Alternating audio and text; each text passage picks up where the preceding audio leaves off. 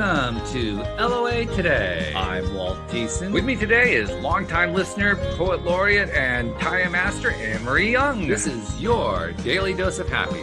We are so happy you decided to join us today. And Anne-Marie, we're actually going to be discussing a topic today that we've talked about in the past year on the program years ago. It's been a long time since we've addressed the topic of the sacred feminine. I mean, like a long, long time. So it's kind of appropriate that our guest today, Lauren Leduc, is somebody who is an expert in that because that's what she does. She helps people, she helps women to find that within themselves.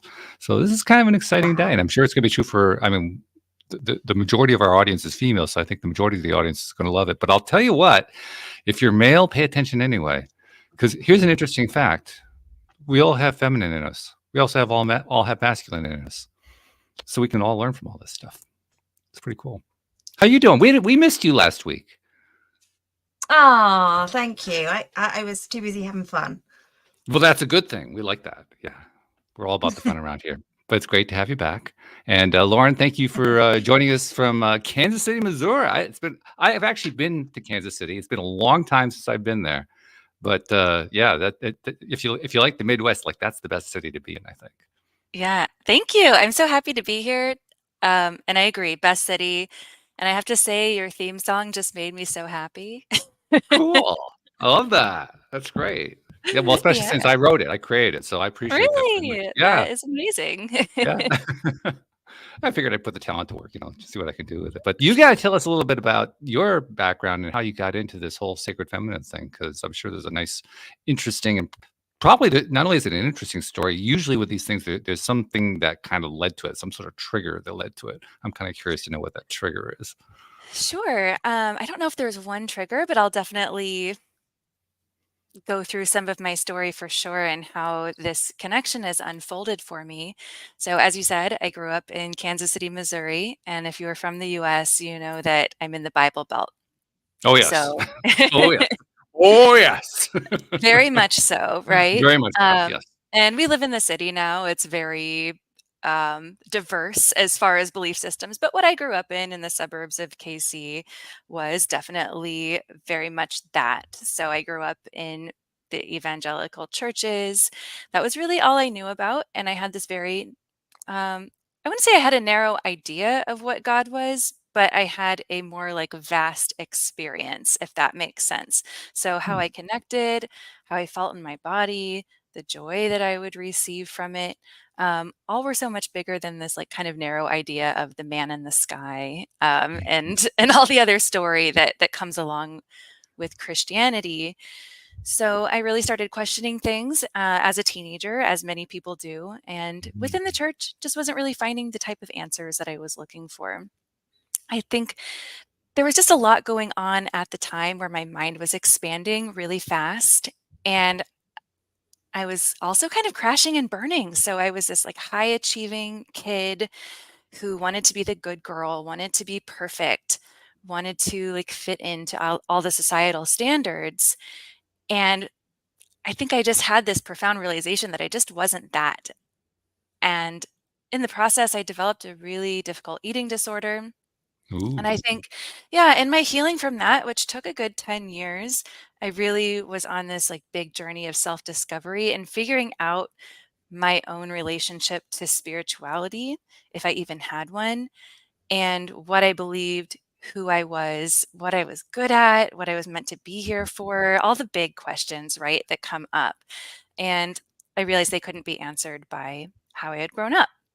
I know that religion serves a lot of people, so I'm not here to like bash anyone. I'm really just talking No. about my own particular experience in just wanting something that felt authentic to me, I think, and something that made sense, and something really outside of like the dogma that I was exposed to, because it just didn't really sit right with me. It felt like it should be an individual journey, and I shouldn't just follow rules because they're there. It needs to make sense to me, right? I've always had that like bit of rebelliousness in me, even when trying to like fit into that good girl mode. So it was in that healing that I was exposed to yoga. And yoga is still like very much one of the loves of my life. I took my first class in the hospital while I was receiving inpatient treatment at age 17.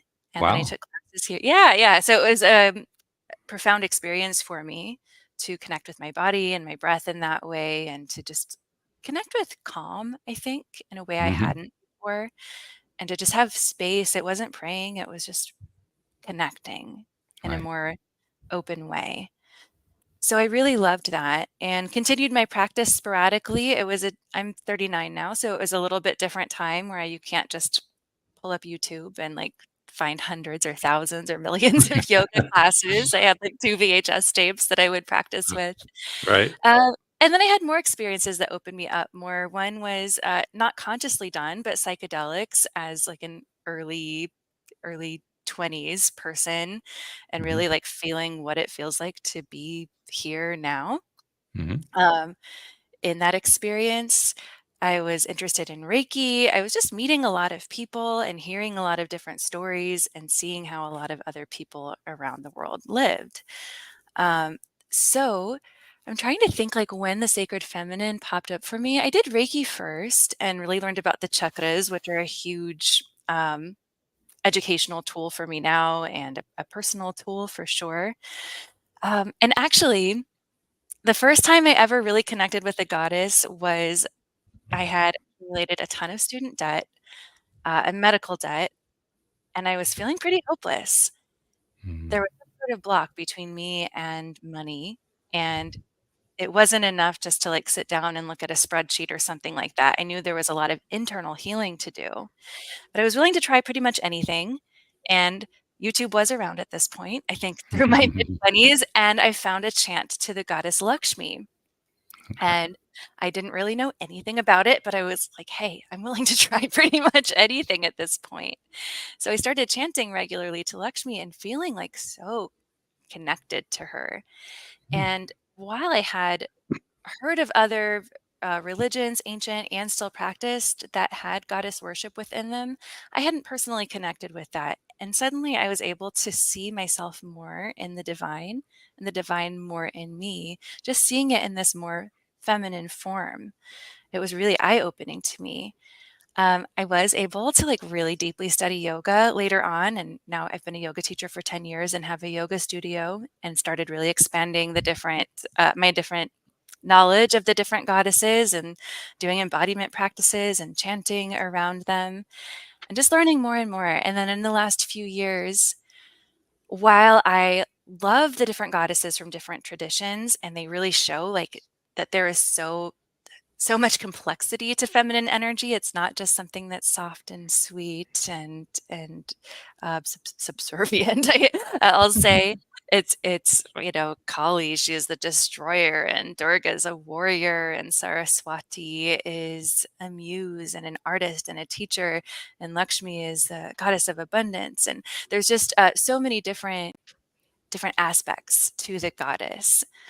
And what I started connecting to um, more deeply is more of like my own personal sacred feminine. So while I love Let, connecting with let's goddesses, define that too, because I mean, yeah, there are a lot of different definitions. A lot of people have different ways of feeling it, expressing it, and so forth. When you think of that phrase, sacred feminine, what mhm. comes out for you? Well, I love what you said at the beginning, which is it's not male or female. These are energies that we all have within us. Hmm. And as human beings, things aren't black and white. They just aren't. It's easy to categorize things like that, but it's just really not how life works, in my opinion and Mm. experience. So we hold these energies within us, and we're constantly working with them to balance or to cultivate one of more or the other, whatever we need at the time. And many of the ancient practices, like through Hatha Yoga and Tantra, were all about balancing the masculine and feminine. So what that means: masculine is solar energy, it's penetrating, it's linear, it's more structured. And then feminine energy is more wild, more flowing. Lunar energy, it's cyclical, it's cool, it's receptive. Um, you might think of like the yin and yang, if people aren't Mhm. familiar with masculine and feminine. It's a very similar Mhm. concept, and it's similar in that there's masculine in the feminine and feminine in the masculine, Sure. like I'm talking about. Nothing's really black and white. Um, So in my opinion, this culture that many of us grow up in, almost everywhere in the world, the masculine is just more pervasive. Um, things are more linear. You're meant to show up to work every single day in exactly the same way, for instance. Um, Men have held more power and influence for a long time, whereas women and femmes and queer people have not. And there are certain qualities that I would consider more feminine that are looked down upon rather than embraced and cultivated within men, women, and anywhere in between. So for me, embracing the sacred feminine was really about kind of opening myself up to all of the different aspects of who I am and like loving on that. So, loving my sensitivity, for instance, loving that I don't show up the same every day. My body wasn't made to do that. My body's made to connect to the moon and go with that cycle. um, Learning to even love like the anger that can come up in the feminine, especially since I've become a mom. Like there's that mama bear energy that comes Mhm. up for sure. But those are just a few examples of things I just wasn't sure like how I fit in before to society. And once I started like working with these different qualities, I realized that they're sacred and there's something that I can use as like a superpower. The fact that I don't show up every day the same can be a superpower if I understand how my body and hormones are working and how the moon is working. The fact that I'm sensitive doesn't mean that I need to feel beaten down by life or like boxed in to live my life in a specific way. It's something that I can love on and cultivate. And now I use for my career as a yoga teacher and as a writer and as an intuitive as well. So that's kind of a long-winded synopsis of Yeah. masculine and feminine to me, but there are these energies that live within us. And I think for many, many people, the feminine is quite suppressed. So as we love on and work on these different qualities of the feminine, just like I in my journey did, we're able to find this sense of wholeness of like, oh, there are all these different parts of me, and they're all okay. They're Yeah, not yeah. something to be shoved down or looked down upon. When you mentioned the mama energy or the mama bear energy, the first thought that came to my mind is, yeah, don't cross mama bear. Not a good idea. Not if you value your life. Just don't. It's a Right, Anne it's Marie? a Am I force wrong? you don't. Oh no, it's a force you don't want to mess with. Trust me. Anne Marie, you're a mama too. I am a mama too. Yeah, I felt that I didn't feel very safe or comfortable connecting with my anger actually, really until I became a mom. Um, in my family, I love my parents, but my dad was definitely like the dominating one. We lived within like the Christian structure of the man is the head of the household and man is the spiritual leader of the family, even. And he was very quick to anger.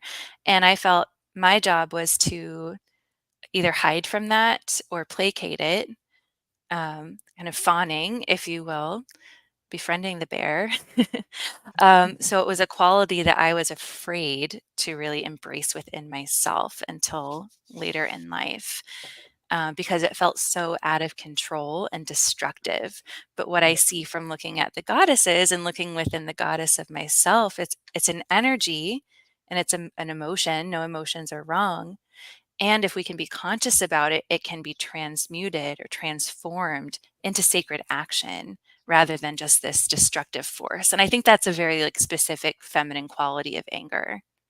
And I Yeah. think once you find the appreciation of those emotions and the beauty of those emotions, it takes away the power that those emotions have over you, doesn't it? So I was very calm when I became a mother, and it calmed me down, and all I felt was love. It was amazing.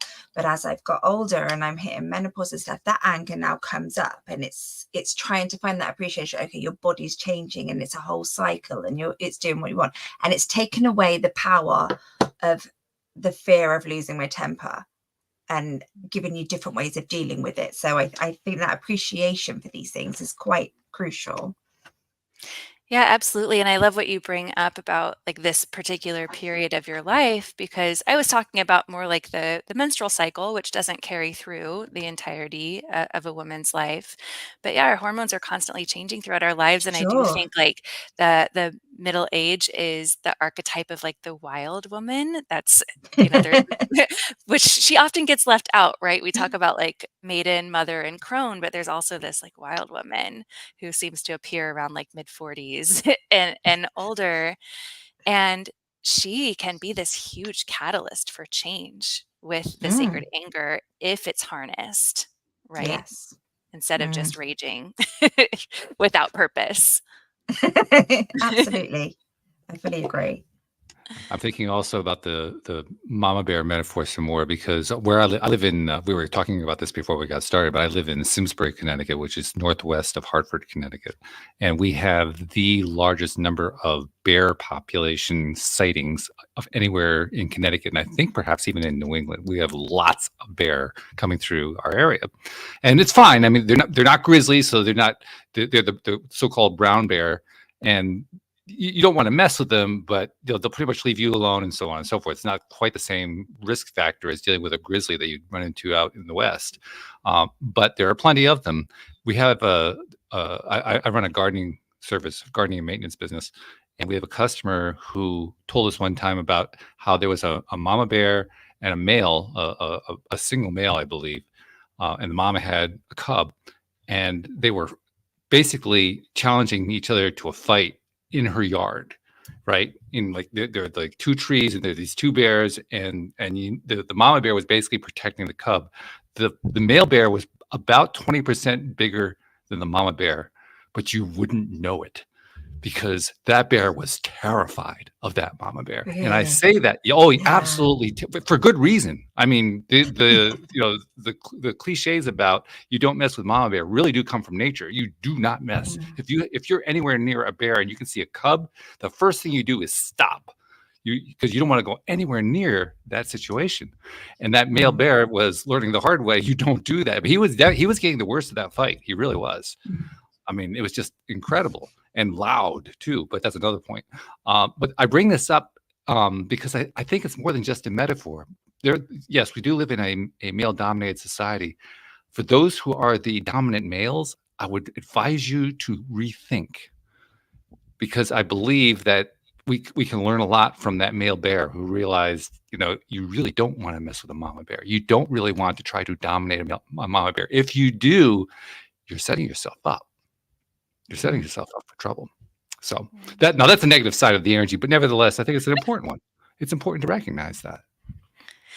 Well, and if you think about it, that bear she's protecting life, right? That's right. Yeah. There's righteousness in that Yeah. anger. Um, it's not just for competition, it's Right. for the perpetuation of the That's life right. cycle. And Yeah. so I think that anger comes for a reason, and we can use it as protectresses, not only of children, but of the earth itself, um, and of whatever is worth preserving and nurturing. Yeah. Nurturing isn't just lovey-dovey. it's it's bringing in whatever energy is needed at the moment. And I always see it as that mama bear, and when she's doing that, she's not just protecting her young, she's protecting their future and their children's future by Yeah. passing on that power and those values. Mm. Yeah, I When you pass absolutely agree with that. when you pass on those values, you're also not just passing along values. You're passing along a piece of who you are, aren't you? I mean, you're Mm, basically sharing your essence. That's what the energy is all about. The energy is your essence. So, in the transmission of that essence, you are also simultaneously transmitting the perpetuation of the species. The two are going hand in hand. mhm. Yeah.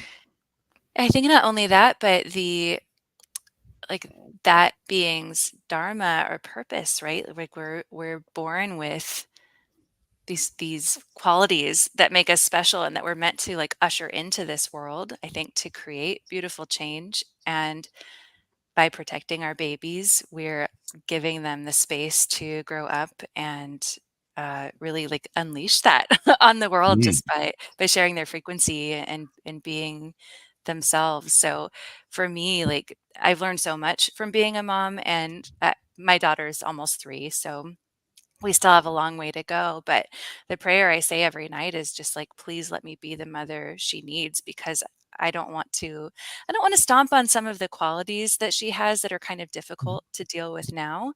I want those to be nurtured so that she's able to like do her job in this world, whatever that might be. So it's hard, with a really headstrong 3-year-old.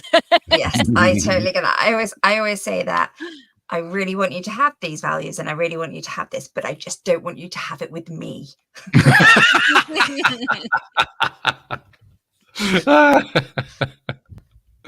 Yes, indeed. Yes, indeed. Once again, don't mess with Mama Bear. Not a good idea.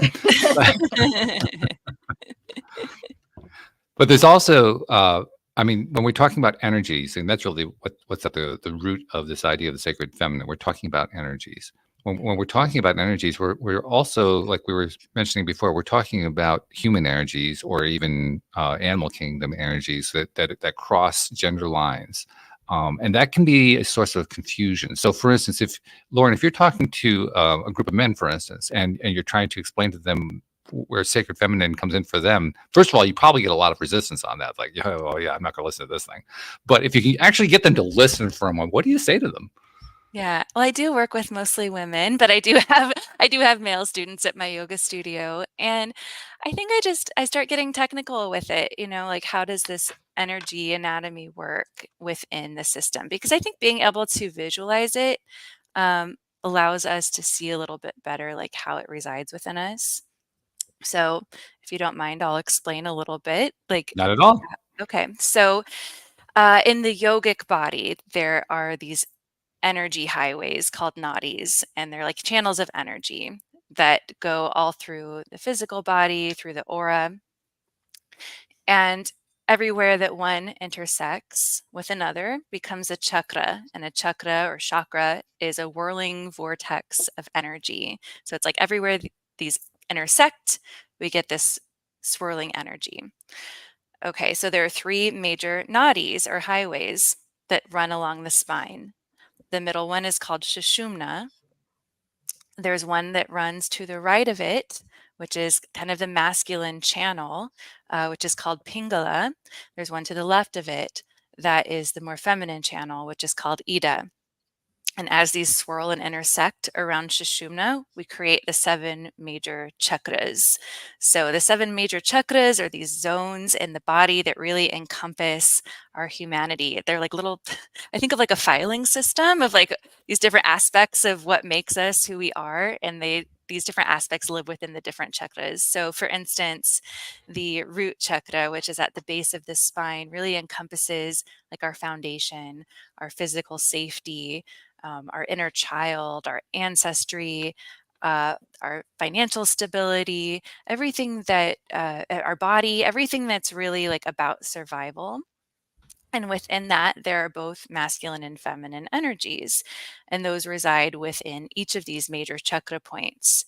And sometimes they can be out of balance, and sometimes they're balanced. They're not fixed, so there's something that we can constantly work on. And this is actually when we talk about my book, the system I use to kind of connect with the feminine energy through the chakras.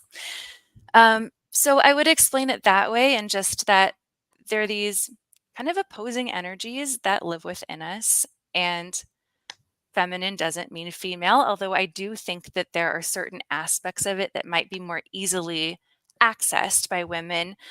One, because of our bodies and hormonal systems, but 2, because some things that we're socialized with are acceptable in women that aren't as acceptable in men, right? So for instance, feeling big emotions, right? People kind of think that that's a feminine thing, that it's okay for women to do, although, well, we might call them crazy and hysterical every once in a while.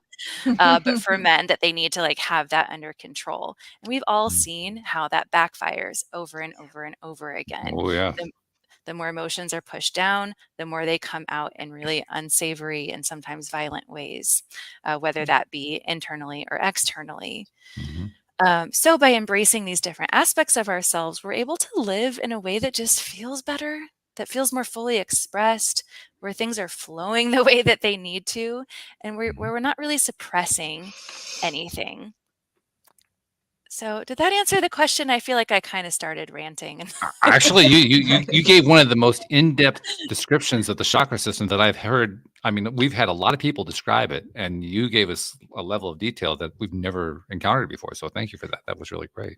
Thank you. That's the yoga teacher and yoga teacher trainer in me for sure. I'm used to Yeah. teaching these concepts. But yeah, totally accessed within both men and women. I would also add that we have so much familial, ancestral, societal, cultural programming, religious programming too, like I was talking about earlier on in my own experience. And that can shape our idea of who we think we are and how we are supposed to be. So, really, by tuning into our energy and by embracing these opposing or polar energies, we're able to start shedding some of that and really getting to the heart and the core of who we truly are, which is a very like grounded way to live. Yeah. And you mentioned your book. We haven't actually mentioned the title yet, but it's Embody Your Inner Goddess, A Guided Journey to Radical Wholeness, which I kind of, I mean, authors often spend a lot of time on their titles. And I get the feeling that you really spend a lot of time on this title. Like this title was very carefully crafted to express what you're trying to express. Am I wrong about that? Yeah, I mean, honestly, I don't know how much thought went into it as far as like time and energy, but it does seem to fit exactly what this book is meant for. So it's very interactive and it is meant to take the reader on a journey. I share my own journey, but also facilitate one for the reader, and it's very interactive. So they're able to not only read these daily readings that are a blend of my story and just channeled writings and yogic philosophy. But there's an opportunity to reflect on each one. So that's journaling, answering questions about like your own story, your own relationship with these different like aspects of the chakras, and then embodiment practices every day. And those are actually like action steps to feel what it's like to work with these particular energies or concepts. So it starts at the root chakra, goes all the way to the crown. So I won't say it's an easy journey to take, but it's absolutely worthwhile and it's thorough. And when you talked about the intention of the title, and it's a guided journey to radical wholeness as the subtitle, the secret I think of that is everyone is already whole. That's really like the whole point. So this isn't necessarily like a self-improvement journey. It's more like self-acceptance and loving and like remembering who we truly are, which is this divine essence, which can only be whole. It's whole by its nature. And it's easy to forget over and over that that's who we are. I So, find that most people when they write, they are writing to a particular individual or a persona or avatar, and I'm curious, what did you have in mind? Who was the person you had in mind, or what was the kind of person you had in mind when you were writing? yeah, I would say if there was an avatar, it would be a younger version of myself for sure. Mhm. Somebody who could have really used this kind of encouragement and knowledge. And it took me a long time, to unearth all of it. Mm. But I also know so many women, young and old. And it's not just for women, although I'd say it is geared a bit more toward them. But people who walk around feeling like there's something wrong with them, like they have to apologize for who they are. And this is a lot of strong encouragement to not do that anymore. Yeah. To know that you're okay and that like you're not like in the more human sense, none of us are perfect. We're not, and that's not what this is about. Mhm. It's about allowing for these different aspects of our humanity to be seen and heard and nurtured, and then connecting with the divine within us. So yeah, definitely my younger self who was very, very lost. So a guided journey would have been most welcome. And Marie, when she was describing that, your head was nodding very vigorously, so you were identifying with that. Yeah, and I was just also thinking, when you're at school, you learn biology and how the inside of the body works. Wouldn't it be fantastic if we understood the energy and stuff around our body and the impact that could make to our lives? Wouldn't it be good if we learned that early on? Mhm. That would be something. That would be groundbreaking, is what that would be.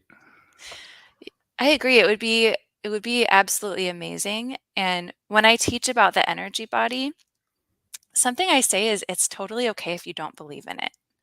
Mm. Because I do think it's hard. Like we learn about biology and we can look with our eyes and hear with our ears and taste with our taste. Like we can use our senses to see, like, yes, this is true. But Mm. with the energy body, it's more felt. And while I personally believe in it, I think since it is this very like systematic kind of organizational system for what makes us, um, that whether or not you truly believe in it, it's still something that you can absolutely work with. Mm. It's certainly something that science is still coming to terms with. I mean, science does recognize much more today than even 10 years ago that we are beings of energy. They don't quite express it in those terms, but that's largely the direction that science is headed. There's also a lot of road to be traveled. Yeah, let's put it that way. So they aren't quite there in terms of a total understanding, but nevertheless, it's heading that direction. So, I mean, people are going to, whether they want to think about an energy body or not, or however terminology they want to use, whether they want to think about it or not, it's going to be coming into their lives because our society is moving in that direction. In Mhm. fact, we've had many guests here on the program talking about how there's this global energy raising and this enlightenment period and so on that's going on. And I have to say, I've observed it as well. It's I mean, it's easy to get caught up in all of the craziness that goes on. There's a lot of angst, a lot of dissension, a lot of oh my goodness, the world coming to the end kind of fears and so forth. But boy, if you can look past that for a moment, there's just so much evidence that there is an energetic shift going on. So Mm. one of my first interviews, I've been doing the show 11 years, Lauren. One of my first interviews back in 2012 was with a comedian who wrote a book called Get Your Shift Together. And I thought it was a perfect title to describe exactly what we're talking about here. Because when you're getting shift together, you're really getting used to that shift in energy that's going on across the Mm. globe. Yeah, I agree. First of all, 11 years, that's so amazing. And just really, really commend you for that. You're definitely an early pioneer in this world for sure. Um, but yeah, I think for spiritual people, it's really important. Well, for everyone, but for spiritual people, it's really important to be discerning, right? I think that we can meditate and feel and know that there's this like raising of the vibration that's happening right now. I truly believe like that's why this book was downloaded through me, which is kind of how it happened. The idea of it came all at once because I do think embracing the sacred feminine is one of the key pieces to raising the vibration of Mhm. humanity and of the earth. Um, but let's be discerning about history, for instance. Like it seems like the world is so crazy, and in so many ways it is, but we have never had this kind of access to information. Humans Exactly. weren't meant to know Mm. everything Very going true. on in the world all at once. It can feel really overwhelming, Yeah. and I think that I don't personally subscribe to any of the like doomsday thought or dogma. To me, like that's very reflective of the religion that I grew up in, and it's one of the Hmm. things I really disliked about it was all of the talk about the end of the world and preparing for Mm. that. I'm like, what can we do now to make the world a Mm. better place? How do we create heaven on earth now? Yeah, yeah. And you expressed in one of the profiles I saw about you, excuse me, you expressed the idea that that is actually achievable. Talk about that a bit. Why do you think it's achievable? I think it is. I mean, I think if we can have a global shift into patriarchy, we can certainly take a global shift into more balance. I don't want to say matriarchy because it's not that. It's more just like embracing ourselves and each other as souls, right? And being more respectful of the earth and creating systems and structures that nurture us rather than destroy us. Um, And it's one of those things where I think it works on the microcosmic level and the macrocosmic. So, yes, do these systems and structures need to change? Absolutely. Is that something I can do? Um, in my lifetime, no, I can't do that. Like systems are made up of many, many people. As we're manifesting, we are co-creating, right? It takes a lot of people to do these things, but we can also look at ourselves on the individual level and balance these energies out. And I think as we are this microcosm of the macrocosm, we are creating a different frequency on earth. So the Yes. more people that individually awaken, or we can individually awaken like within communities, the more of a ripple effect that it's going to have. I don't personally think it's something that's going to happen overnight. I don't think that's a realistic expectation, but I do think it's something that can happen over time. So for me, for instance, in explaining these energies and helping people love themselves more and helping people embrace these parts of themselves that have been suppressed through for a long time, that's going to awaken different things within them. So Mhm. as they kind of click into their own dharmas or purposes, then we all do work together to create this new earth that we talk about, right? Um, so it can be frustrating, like when you're working on yourself to see other people like who seem so asleep, but everyone is on their own journey. And this is something that's probably going to take some time. So I think focusing on your corner of the world, your backyard, however big or small it might be Mhm. metaphorically, is the way to get started.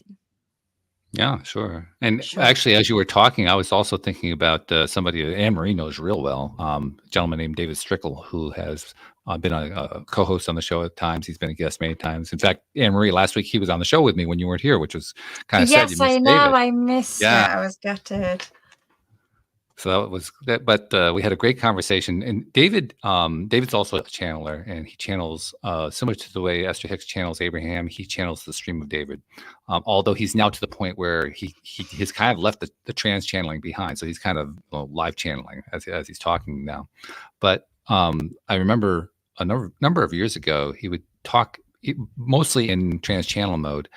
He would talk about the way that our institutions are kind of going through a slow motion crumble. So, for instance, the world of politics, with all the dissension that goes on in politics, the general faith in politics is eroding over time, and many of our institutions are going through a similar kind of thing. Well, when you have major institutions going through those kind of changes, nature does abhor a vacuum, so something is going to fill the gap. Something is going to fill in. And we don't always necessarily see what that thing is going to be as it's happening. We usually only see it about 20 years after the fact, and we look back and say, "Oh, look what just happened."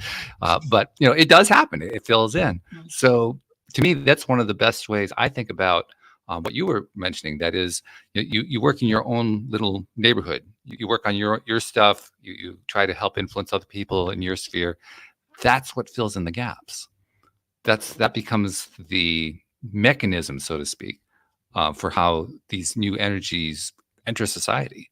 And I've seen it. One of the ways I've seen it, I remember I started this podcast in 2012 because I was in a really difficult place financially, and I had heard about law of attraction. I wanted to learn it more, so I started the show to get some experts on and explain it to me and so forth. And it worked out great. They helped me figure out what was going on with me, and it just turned into a thing that I love doing.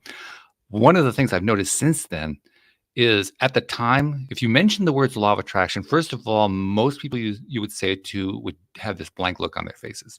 If they didn't know about it at all, there was usually a negative stigma attached to it.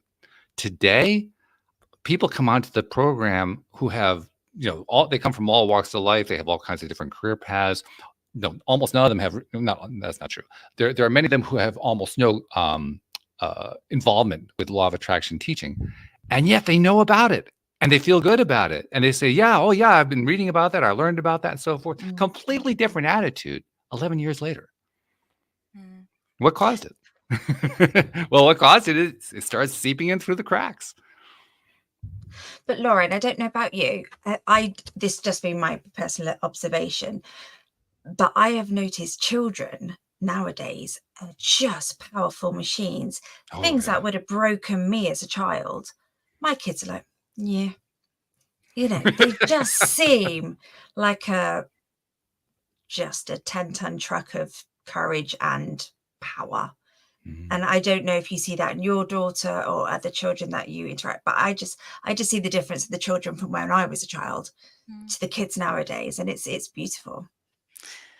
Yeah, I definitely see that, and I hope that you see your own role in that too, because I think that, Yes.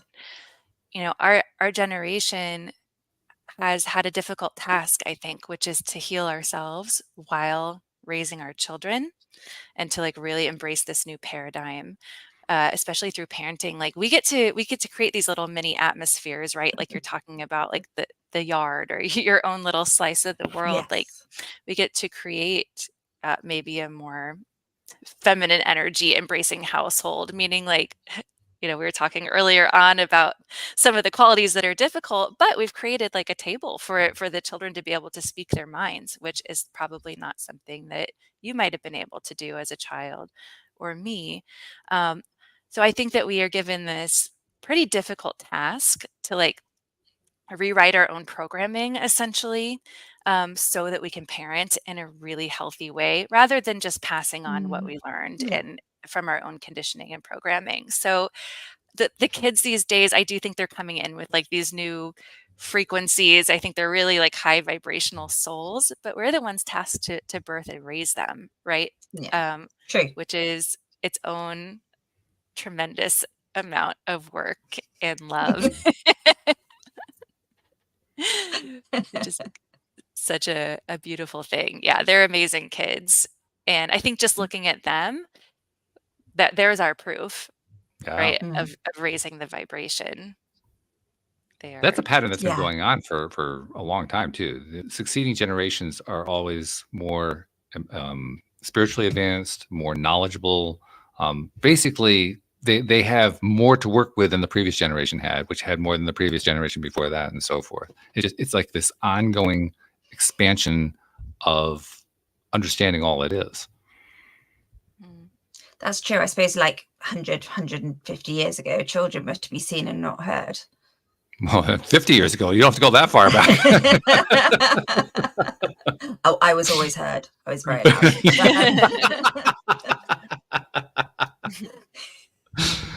Which shows You you just how wonder what it's exceptional you are. But it'd be interesting to see what it's going to be like in another 150 years. Not that I plan on being around, but you know, if that is the cycle, you know, from going from nothing to these little powerhouses, be interesting to watch. Yeah, well, we get to see it as we're going along too. I mean, Yeah. that's really what Lauren was talking about. You get to see Sure. how this stuff plays out just by bringing these little people into the world and watching them turn into amazing beings. I'm always intrigued by they're always in every society, in every social situation, there are always the naysayers and the critics and so forth. I'm always amused by the ones who criticize, you know, they're the older generation, often my generation. I'm in the baby boomer, you know, criticizing the younger ones. All these, you know, these kids today, they have no appreciation for this, that, and the other thing. And I say to myself, are you talking about the same kids I am? I mean, seriously, who are we looking at here? Because I'm not seeing the same thing you're seeing. But that is fairly prevalent. And yet, I also see this is the part that gets me excited for my generation, because I see more and more of my generation waking up to what actually is going on. You know, there's a lot there's lots of judgmentalism that goes on, but the judgmentalism is shrinking, and I get excited by that. I feel like, yeah, well, hey, I guess even the boomers can learn something. That's cool. But Lauren, when you're working with your clients, I mean, you mentioned that your clients are mainly female. Talk about what it is that they're most often looking for from you. Like we talked about the avatar before. If your avatar of your typical client comes to your mind, what's that avatar looking for? What's that person looking for when she works with you?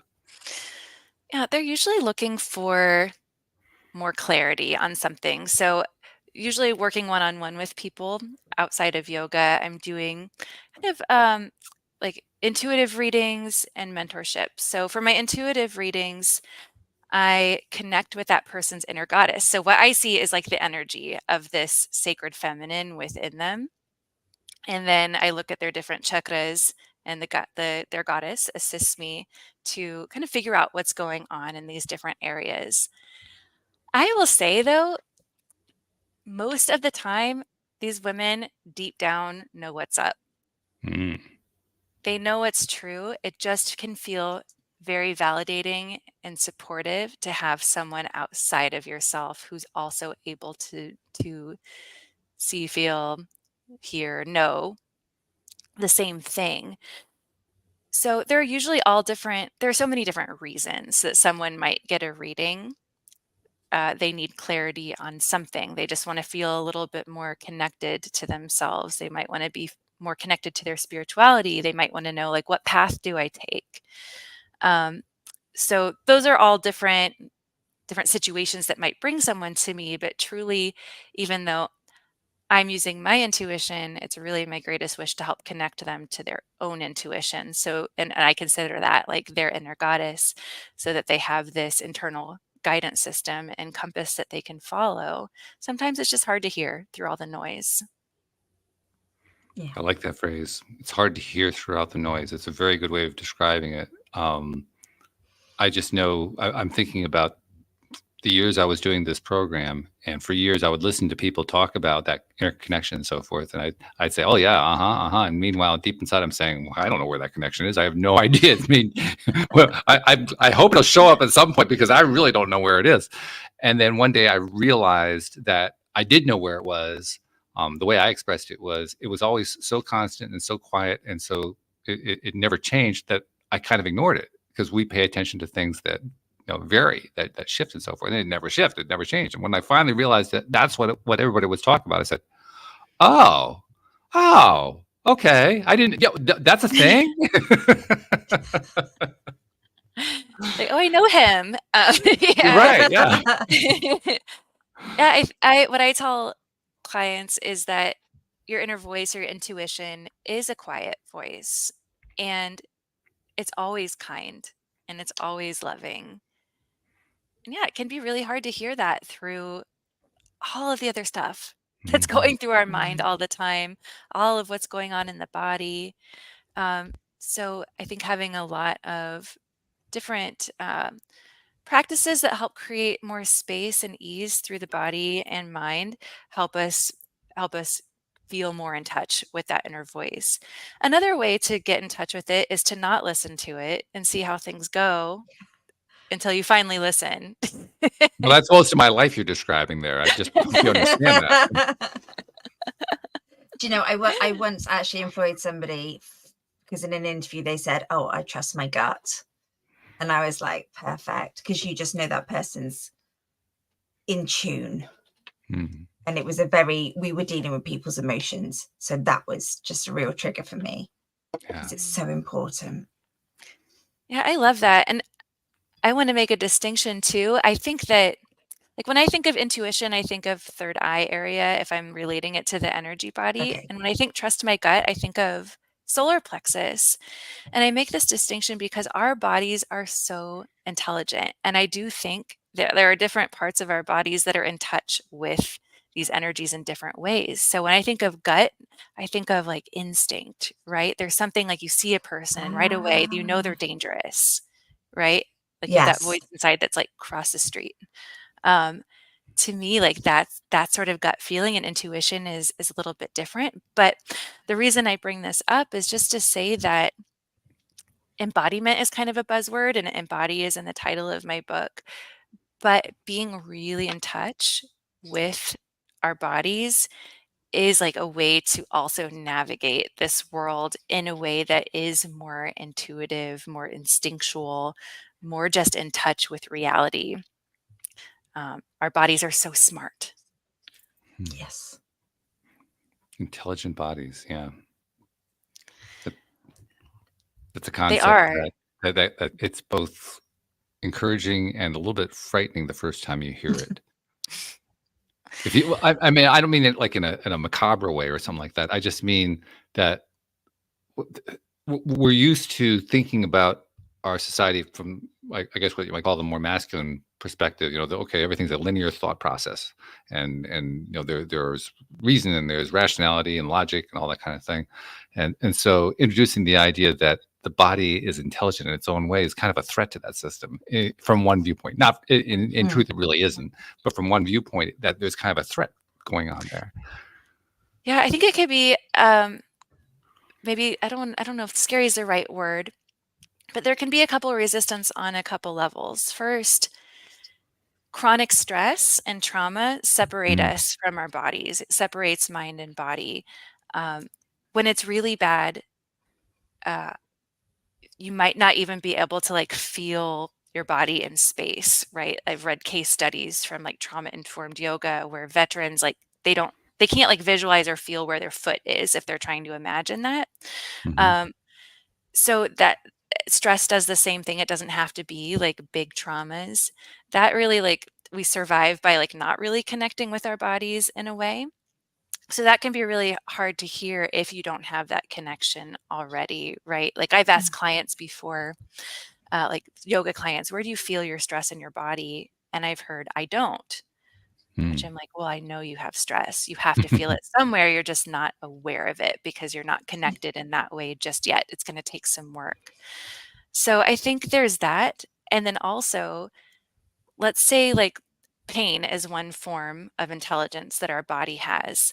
Well, what do we want to do with pain in our society? We just want to treat the pain. We don't always want to treat the source, right? Mm-hmm. But being in touch with our pain, we can learn a lot about what our body needs Mm. and end up treating the source.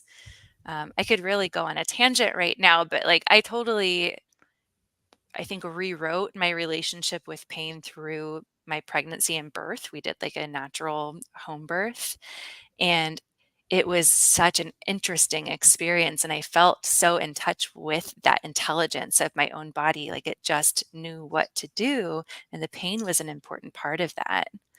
And that's scary. We don't want to feel pain. We want to numb it out. Mm. Yeah, well, one of the things we're not afraid of around here is rabbit holes or tangents, as you described them. So I want to encourage you to take a moment to go down that rabbit hole, because that sounds like really cool. Give us a little bit more about what's down that hole. It was really interesting. First, no judgment to anyone who uses pain medication or epidurals. There are all kinds of different birth scenarios. This is what I chose, and I felt very prepared for it just with all of the work I've done, connecting mind, body, and spirit over the years. And with my intuitive connection with my own daughter, I knew that this was the right road to go. And I did a lot of practice and read a lot. And something I did actually was watch videos of mammals giving birth. Hmm. That was one of the suggestions in there's a midwife from like the 70s, Ina May Garden, and she really like brought midwifery back into the public consciousness. And that was one of her suggestions to do like, look, this is what happens every single day. Like we're always giving birth. This is how it happens. Your body knows what to do. It has all of the right hormones. Um, when you're allowed like the space and the safety to give birth how you need and the movement that you need, the pain is a teacher. It tells you how to move. It tells you what you need in the time. So I really studied that hard. And then in the moment, I felt really trusting of my own body. I knew what position I wanted to be in. I knew like what noises to make. And while yes, the waves of contractions hurt, I also felt like so empowered and so Yeah. alive and so like just in touch with my animal self and spirit self at the same time in a way that I hadn't before. And it was such a mind-blowing experience for me. I felt like my aura just blown wide open through this process. And it didn't go perfectly, actually. I had to go to the hospital afterward. But the birth itself was a very beautiful experience. And yeah, the pain was such a teacher. It told me what I needed. Um, and a teacher of surrender to like, you have to surrender to this process that is just on one hand, like so mundane. It happens constantly.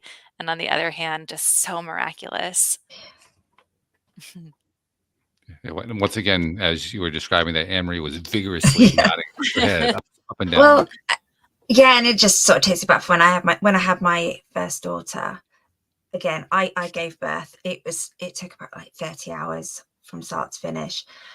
And I just remember going, I'll do that again tomorrow, because it was just so amazing. But then with my second one, they actually induced me because I was a geriatric mother apparently. And they induced me, and it didn't feel natural, and it felt more brutal. And I was coping with it sort of like meditation, and I knew something had happened to my body, but the midwife was like, kind of brought me out of meditation. I was like, no, you just need to do this. And I knew what was going on with my body, but they just didn't listen. And it was just a very different experience, because like when you just, like you said, your body, it's doing what it's supposed to do. And actually, yes, it hurts, but it's a beautiful experience. Mm. That is so interesting. First, I'm so sorry that your second birth experience was like that. There's really nothing like having providers who have the same like belief and trust in women and their bodies than we're able to cultivate like for ourselves. Having somebody tell you like, yeah, when to have your baby, how to position your body, they keep maybe doing like cervical checks or sweeps, like that really interrupts this natural process. Is it Sure. necessary? Sometimes, yes. Like we don't want tragedies and emergencies to happen and things like that.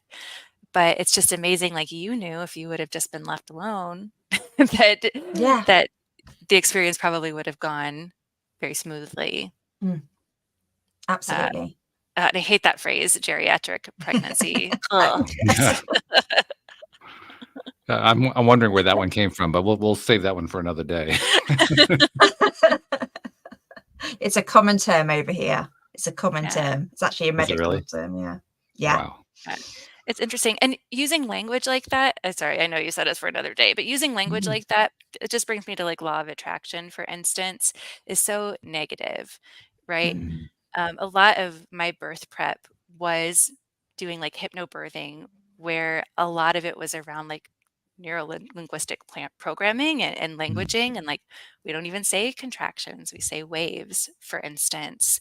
And I felt so prepared and confident in my own body because of the way I had been speaking to myself through the preparation, and because of the emotions I allowed myself to feel around it. And I do think it was such an important part of this like manifestation of this birth. Essentially, you're confirming, among other things, the importance of how you talk to yourself. Yes. Yeah. And this does bring me back to the sacred feminine, because in a world where we are embracing more of this concept, we would be giving mothers more space. We would be giving people more autonomy in general and trust to make their own decisions, instead of feeling like we always need to be under the thumb of an authoritative figure. And our birth system in the US, I'm sure it's the same in the UK, is very like top down, authoritative, money driven in a lot of ways. It is not what the sacred feminine is. The sacred feminine is going back to a lot of the old ways where women were supporting each other in bringing new lives through the birth portal. And I think like going back to this like care and respect is such a beautiful thing that we can do. Yeah. Again, happy for like the medicine and the science, because it's so good in emergency situations. It saves lives, but it doesn't have to be all one way or the other, right? Yeah, great point. Agreed. Yeah, and a great way to bring the whole conversation to a close here. Although there are a couple things we need to follow up on before we go any further. Now, I will include in the show notes the link to the book. And once again, the book is called Embody Your Inner Goddess, A Guided Journey to Radical Wholeness. But if somebody wants to either work with you or learn more about what you do, the information you put out and so forth, what's the best way to reach you? Yeah, my Instagram is great. It's I am Lauren Leduc, LAURENLEDUC, and my website is laurenleduc.com. And both of those things should take you everywhere you need to be to get a hold of me, to work with me. I do free monthly goddess circles. I do one-on-one work. I do yoga teacher training. And then, of course, this book is coming out at the end of November, and it's Yeah. available for pre-order now. What's the release date on that? So the release date is November 24th. Very exciting. Yeah, it should be in people's hands like very early December, because there's a little bit of time there between Right. ordering and distributing. But I'm so excited.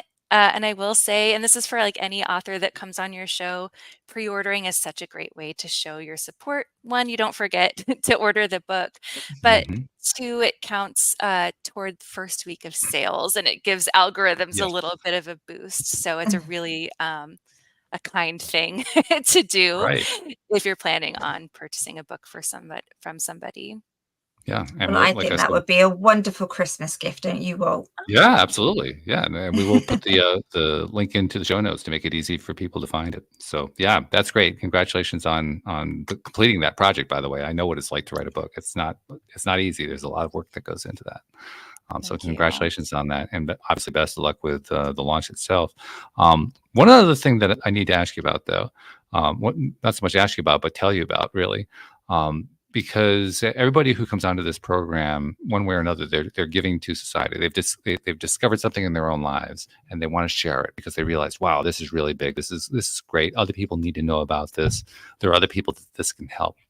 And in the process of doing that, we do things like come on podcasts like this one, or we publish things on social media, or we write blog posts, or we put stuff on YouTube, or we're putting all this content out, and it's being consumed many times by people we've never met, we've never seen, we never will meet, never will see. And when we kind of skip over that part, I say to myself, wait a minute, why are we skipping that? That's noteworthy. That's something that's worthy of recognition. So I like to make it a practice to say, on behalf of those people that you've never met and that you've never seen, that you never will meet, you never will see, who have been hearing your voice, reading your book once it comes out, watching you on the podcast, listening to you on podcasts, consuming the content you've been putting out there, and who have been helped by what you're telling them, on their behalf, thank you for what you're doing. Because what you're making a difference is you're making a difference in people's lives. Wow. And thank you too. And I will say, anyone listening, just slide into my DMs. We can talk.